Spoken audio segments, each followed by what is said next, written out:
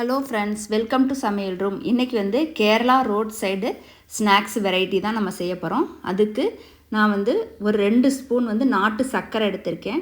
நாட்டு சர்க்கரை சேர்த்துக்கிட்டாலும் பரவாயில்ல, இல்லை பேரிச்சம்பழம் கொட்டை எடுத்துட்டு அதையும் சேர்த்துக்கலாம். அடுத்தது லெமன் ஜூஸ் அரைப்பழம் சேர்த்துருக்குறேன். அதுக்கப்புறமா மிளகாத்தூள் ஒரு அரை ஸ்பூன் சேர்த்துக்கலாம். அடுத்தது சோயா சாஸு ஒரு ஸ்பூன் சேர்த்துக்கலாம். இந்த சாஸுக்கு தேவையான உப்பு சேர்த்துக்கணும். உப்பு பார்த்துக்கிட்டு சேர்த்துக்கங்க. இதை எல்லாத்தையும் என்ன பண்ணணும், மிக்சியில் அந்த சாஸ் பதத்துக்கு தண்ணி ஊற்றி அரைச்சி எடுத்துகிட்டு வந்துடலாம்.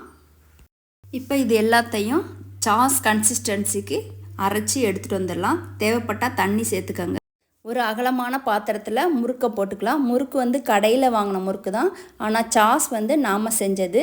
அந்த சாஸை வந்து அந்த முறுக்கில் போட்டு நல்லா மிக்ஸ் பண்ணிக்கோங்க. முறுக்கோட கலர் எங்கேயுமே தெரியக்கூடாது.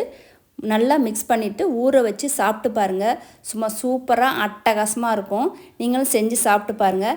இந்த ஸ்நாக்ஸோட பேர் ஒன்று இருக்குது.